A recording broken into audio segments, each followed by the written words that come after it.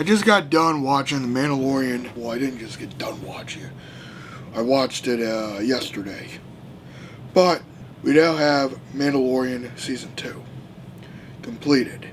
It's done. There's going to be spoilers, obviously. I was thinking I would make this video later on, but I decided just to do it right now. This is going to be a spoiler video, obviously, because look what I got. I took the batteries out, so that's why I'm not going to turn it on. I probably should have put batteries in it earlier, but I don't feel like it right now, but whatever. So this bad motherfucker makes a return. The great green lightsaber of Luke Skywalker makes a return. Seeing Luke Skywalker come back post Return of the Jedi, a little bit of time after Return of the Jedi, when he's just effing people up, and these are 3 versions of Return of the Jedi I got. The DVD, the Specialized Edition, and the 4K release. For those of you that don't know, The Last Jedi is still my favorite Star Wars movie of the Disney era of Star Wars. For several reasons. One of these main reasons is because of the portrayal of Luke Skywalker and Mark Hamill's performance. The portrayal of Luke Skywalker in this film really gives us a solid deconstruction of the Jedi legend, the legend of Luke Skywalker, and it deals with how one overcomes failure. And for me, it's probably the most beautiful redemption story for any of the characters in the Star Wars saga. I would say even more so than the redemption of Anakin. Because here's the thing, with Anakin, his redemption, if you saw it in 1983, it was the redemption of Vader to Anakin. If you saw it along with the prequels and the television series, you understand why Anakin's redemption is so beautiful. But that's done over multiple films. The fact that Luke Skywalker's redemption is done pretty much in a singular film was a task that one could say was too grand, but the way Johnson just handled it was absolutely brilliant. And people often go, well, why did Luke Skywalker act this way? I think, frankly, you got to go back to The Force Awakens to understand why Johnson decided to make Luke like this and to ultimately kill Luke off. Because in The Force Awakens, Luke Skywalker is missing in action. People are looking for Luke Skywalker.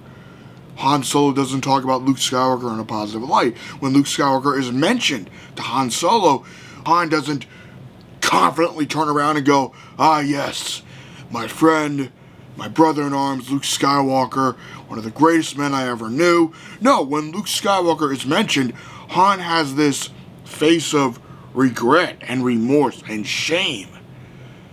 And also the fact that Luke Skywalker didn't show up at the last minute to save the day, as he usually would do, years after Return of the Jedi, as you would expect. But what Last Jedi gave to the character of Luke Skywalker was not only a plausible reason as to why he wasn't in The Force Awakens, but also a broader understanding as to why someone as optimistic as Luke Skywalker could fall from grace. What could lead Luke down the path of absolute misery, of not only rejecting the Jedi way to some extent, but cutting himself off from the Force so much that Leia couldn't find him and Rey couldn't sense it. I love The Last Jedi ultimately because of its deconstruction of Luke Skywalker. It almost does this kind of postmodernist study of Luke Skywalker, the postmodern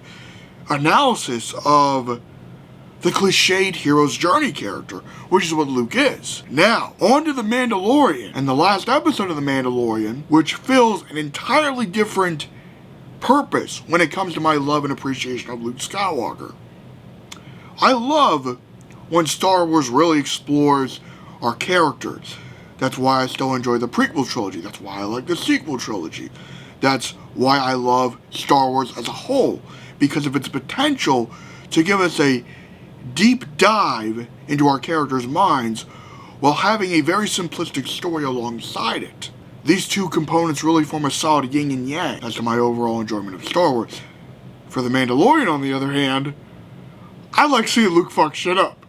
I like seeing Luke come out with his green lightsaber, effing some droids up, crushing some droids, just being the Zen badass that we all know Luke would be at this point. I mean, the man basically defeated Darth Vader. I know that the reason why he defeated Darth Vader is because Darth Vader was off his game. He was really thinking about Luke. If Vader wanted to kill Luke, he could have, but he chose not to. So Vader was really holding back. I understand all of that. So when we see this old girl come back, and we just see him be the legend, Luke Skywalker, be this myth come to life that the galaxy knows him as. And we see that happen through security camera footage and footage of him just effing up all these droids and just this beautiful epic score that I can't get out of my head. I was fanboying. I was going, oh my god, is that Luke? Is that Luke? Oh my god. And I was thinking, oh, maybe it's Ahsoka. And then I'm like, wait, if that's Ahsoka, then why is there only one lightsaber? And then you see the green lightsaber, and it's like, oh my god, that's Luke Skywalker. I'm fangirling. And it's like, oh my god, what the fuck? In the best way possible. And then we see Luke Skywalker's face. Now, the CGI was a bit off-putting. It's weird. It's like, they could have recasted Luke, but I'm glad they chose to go in that CGI approach because it does still feel like Luke Skywalker. It feels like Luke Skywalker from the original trilogy era.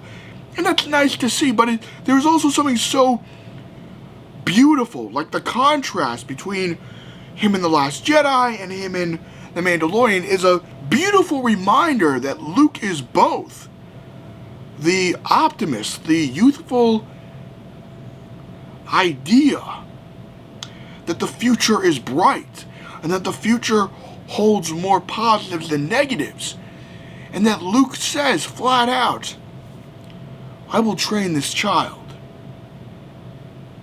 He needs training. I will be his master.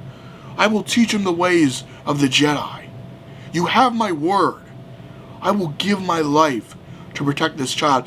And because Luke just exudes this aura of calm and this aura of sagely wisdom, not cynical, crotchety old man wisdom, quote unquote wisdom, as he does in The Last Jedi, but the wise Jedi that we would expect him to be after Return of the Jedi. And there's something so beautiful and yet tragic about seeing that because we know where Luke's story ends up, unfortunately. We know that Luke makes a fatal mistake out of anger, out of pure instinct, as he calls it, that he fears what another Darth Vader will look like.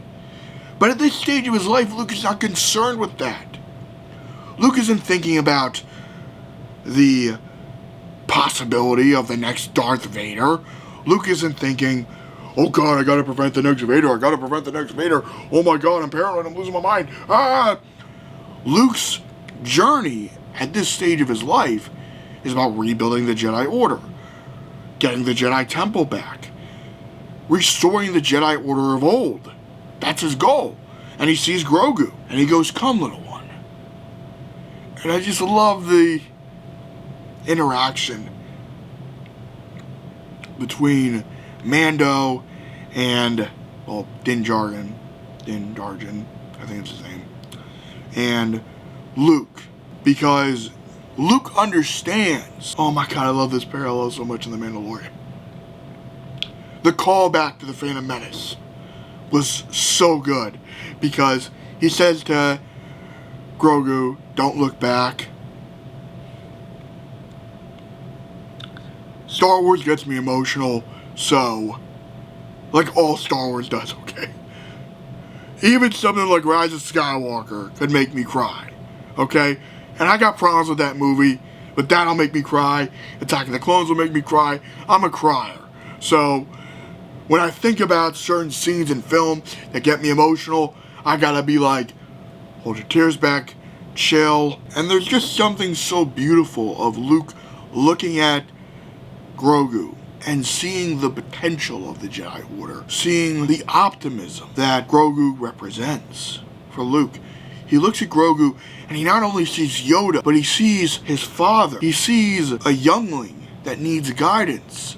The Grand Master must train the next generation, and he takes that task on with the fullest confidence that he can muster, the zenness that we see in his body language and his face. We see the essence of a Jedi in this scene, but in a very different way from the way it was in The Last Jedi. He is both calm and at peace. There's something so beautiful about just seeing Luke Skywalker in general in this Zen mindset, and I guess that's what I wanted to really talk about, is the zenness that you see in this character. So with that in mind, live long and prosper and have a nice day. I apologize if this video got a little rambly. I'm going to edit this thing down to do my best to make it as less rambly as possible, but I make no promises.